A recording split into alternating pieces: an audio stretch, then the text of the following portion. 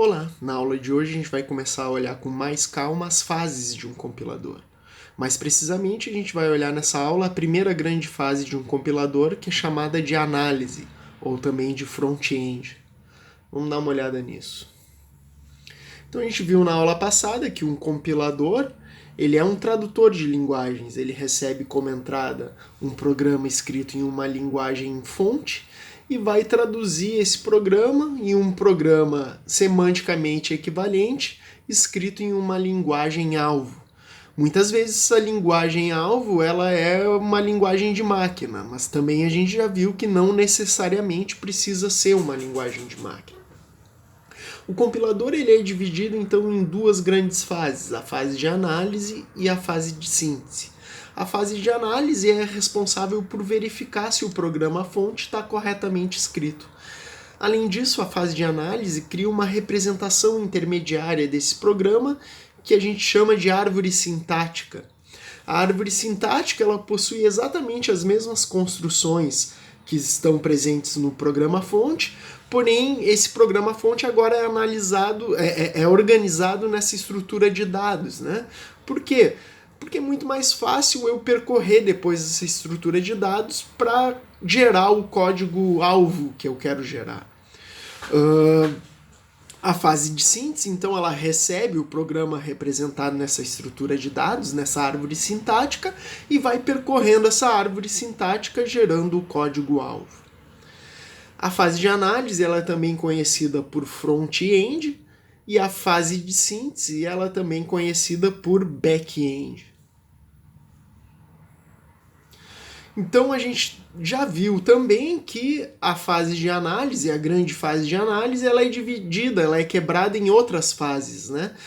O front-end, então, ele contém a análise léxica, o analisador léxico, a análise sintática e a análise semântica.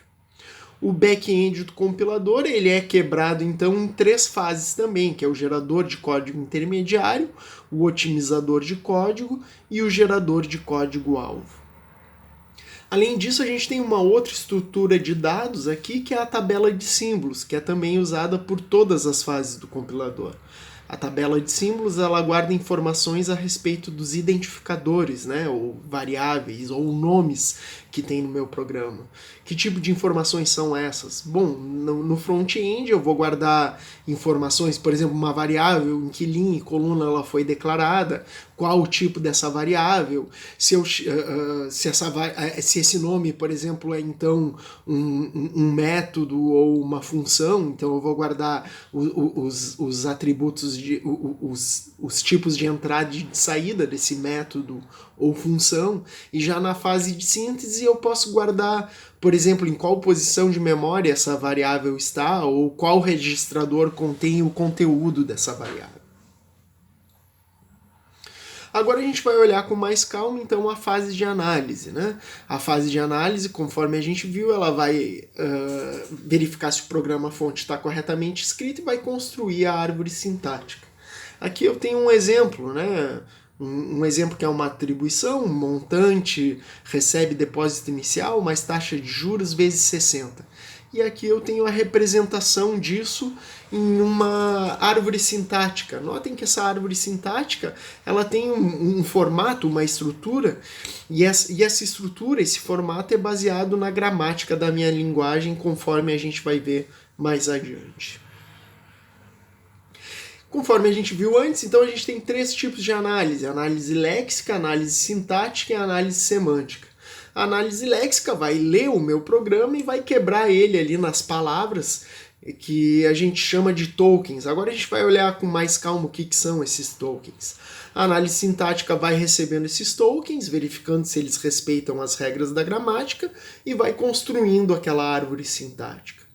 E a análise semântica ela vai percorrer a árvore sintática verificando se as operações que estão representadas ali na árvore sintática, se os tipos dessas operações estão sendo respeitados.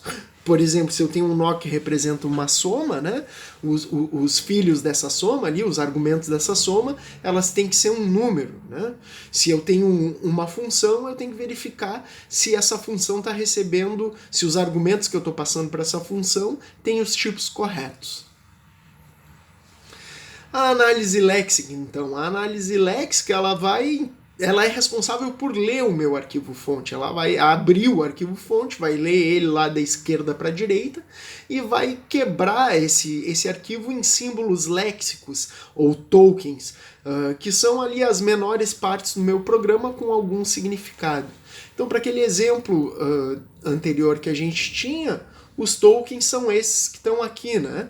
Além de quebrar isso em tokens, a análise léxica também classifica esses tokens. Então eu tenho aqui o montante, que é um identificador, depois eu tenho esse símbolo, que é uma atribuição, depois eu tenho o depósito inicial, que também é um identificador, e assim por diante. Na verdade, as coisas são um pouquinho diferentes. Vamos dar uma olhada num outro exemplo. Por exemplo, se eu tenho aqui x recebe x mais 1.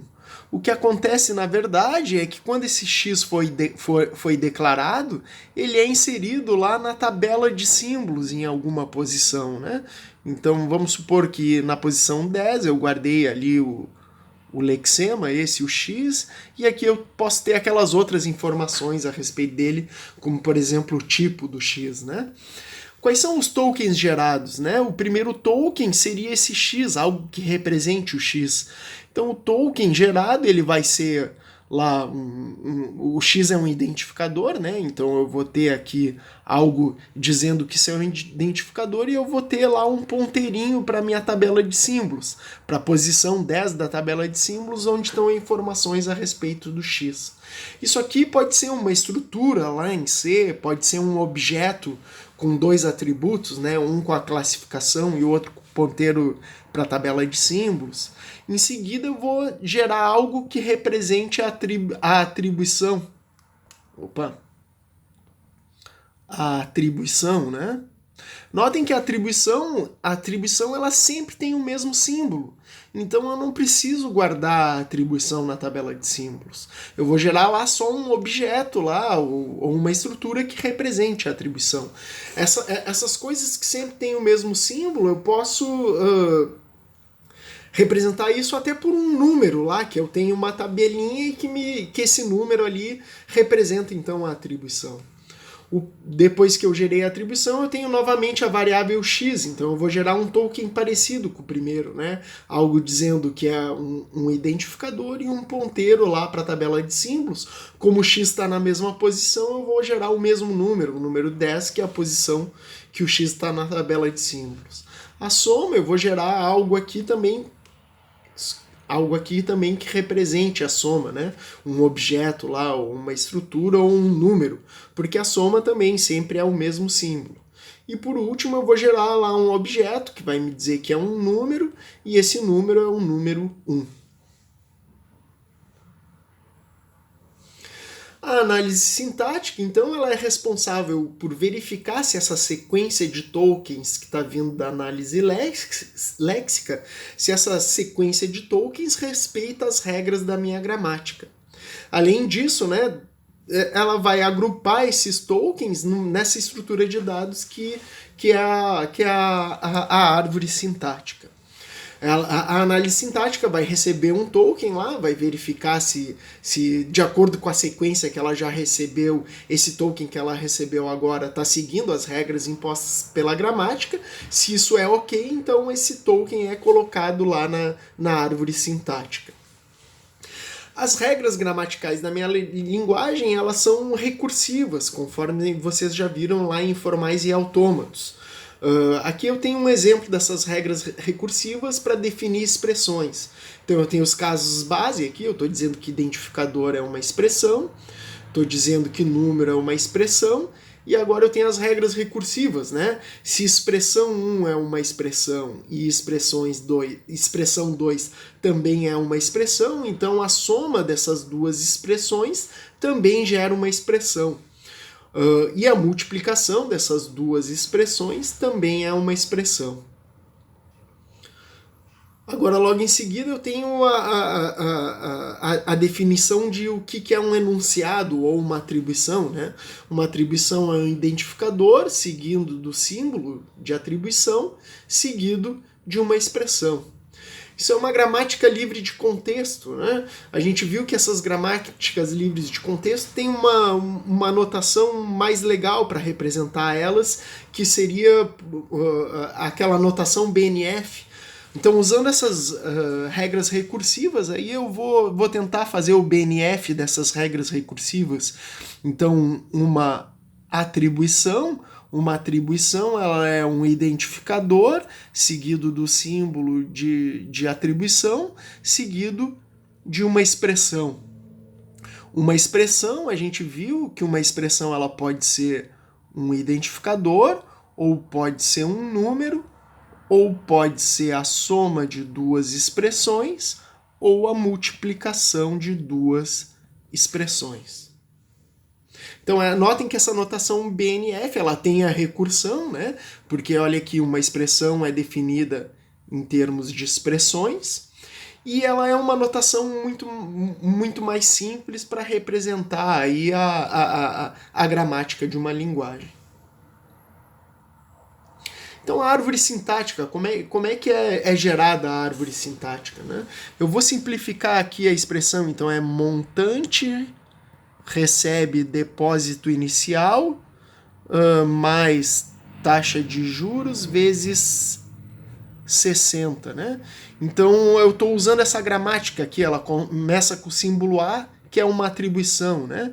Então, o A, que é uma atribuição ela é formada por um identificador, depois pelo símbolo, né, de atribuição, seguido de uma expressão, né? Esse identificador aqui é o M, então eu já reconheci esse M. Esse símbolo de atribuição também está aqui, eu já reconheci ele. E agora eu tenho que reconhecer essa expressão. A gente sabe que uma expressão ela pode ser uma soma ou uma multiplicação, e aqui eu tenho uma soma e uma multiplicação. A árvore sintática ela vai representar essas operações de acordo com a prioridade delas, né? A gente sabe que a multiplicação ela tem uma maior prioridade do que a soma. Então a multiplicação ela vai ficar mais embaixo na minha árvore sintática e a soma vai ficar mais em cima. Então essa expressão aqui, lembrando, né, uma expressão ela pode ser um ID, um número, uma soma, uma multiplicação.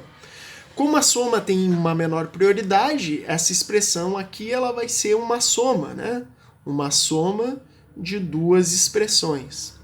Essa expressão aqui vai ser o identificador D, certo? Que está aqui. E daí agora eu já reconheci a minha soma, e daí depois eu tenho essa multiplicação aqui, né? Então essa expressão ela vai expandir para a multiplicação de duas expressões. Essa expressão aqui vai ser um identificador, né, que é o T. Agora eu já reconheci essa multiplicação e por último, essa expressão aqui ela é um número, que é um número 60. Ficou meio feio o desenho, mas deu para perceber como é que vai funcionando então a árvore, a análise sintática. Ela vai recebendo esses tokens, né? E vai verificando se essa sequência de tokens bate com a sequência imposta pela gramática da linguagem. E ao mesmo tempo, então, ele vai construindo essa árvore sintática. A análise semântica ela vai receber essa árvore sintática e ela é responsável por verificar se os tipos das expressões que estão ali na minha árvore sintática, se os tipos das operações estão sendo respeitados, né? Alguns exemplos disso, né? Detectar se um número real está sendo usado para indexar um vetor. A gente só pode usar inteiros para indexar um vetor, né? Quer dizer, internamente, então, a análise semântica ela tem um conjunto de regras que explicam quais são os tipos da minha linguagem. E daí a análise semântica, então, vai percorrendo aquela árvore sintática, verificando, então, se os tipos das expressões estão sendo respeitados. exemplo de regra de tipo, né? Se eu tenho uma soma, então se eu tenho uma soma, eu sei que os operadores, os operandos dessa soma, eles têm que ser números, né? Então, se eu tenho uma árvore sintática ali que representa uma soma, eu tenho que percorrer essa árvore sintática, eu tenho que percorrer aqui o ramo esquerdo e verificar se eu tenho um número aqui, e percorrer o ramo direito aqui e verificar se eu tenho um número aqui. Bom, se eu tenho dois números, então eu sei que o tipo desse nó aqui está correto. Um outro exemplo aqui que eu tenho é um while, né? Um while ele tem uma expressão e depois ele tem um comando ou sequência de comandos. Eu tenho que verificar então se esse ramo aqui que representa essa expressão, se essa expressão é uma expressão booleana. E se esse comando aqui, se essa sequência de comandos também está correta e os tipos estão sendo respeitados. Outra coisa que a análise semântica faz é alguma coerção ou conversão de tipos. Por exemplo, notem aqui que eu tenho uma multiplicação e em algumas arquiteturas a multiplicação ela só pode ser feita por números de ponto flutuante. Então aqui eu tenho um 60, um inteiro 60, né? Uma coisa que a análise semântica pode fazer é inserir uma operação aqui para converter esse 60 para um número de ponto flutuante. Né? Então ela pode também inserir algumas operações aqui na minha árvore sintática. Outra coisa que a gente já viu também é essa tabela de símbolos. A tabela de símbolos a gente já viu ali que é uma estrutura de dados que guarda informações a respeito dos identificadores que aparecem no meu programa. Então a tabela de símbolos ela vai ter uma entrada para esse identificador e vai ter atributos a respeito desse identificador. Por exemplo, né, o tipo dele, a memória que foi reservada para ele, se ele é um procedimento, se é um procedimento vai ter o número e o tipo dos argumentos, o tipo de retorno, etc. Né? A tabela ela serve para guardar essas informações e para que a gente possa acessar elas de maneira mais rápida. Né?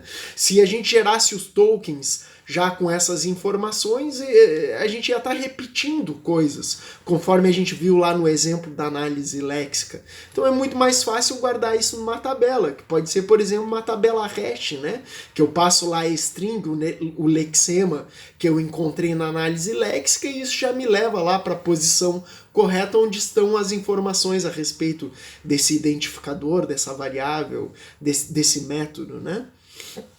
Conforme a gente já viu, essa tabela é usada por todas as fases e essas fases vão inserindo informações diferentes a respeito dos meus identificadores. Né? Por exemplo, os identificadores eles podem ser reconhecidos na análise léxica, mas notem que o tipo, quando eu estou declarando um identificador, o tipo envolve uma construção sintática. Então, provavelmente, o tipo desse identificador só vai ser reconhecido e inserido lá na análise sintática. Então, o que a gente viu até agora foi mais ou menos isso aqui, né? Eu tinha ali a minha atribuiçãozinha, aquela, né? Então, as informações desses identificadores, eles vão estar lá na tabela de símbolos, correto? E depois da análise léxica eu estou gerando os tokens que eles têm lá referências para a minha tabela de símbolos. Né?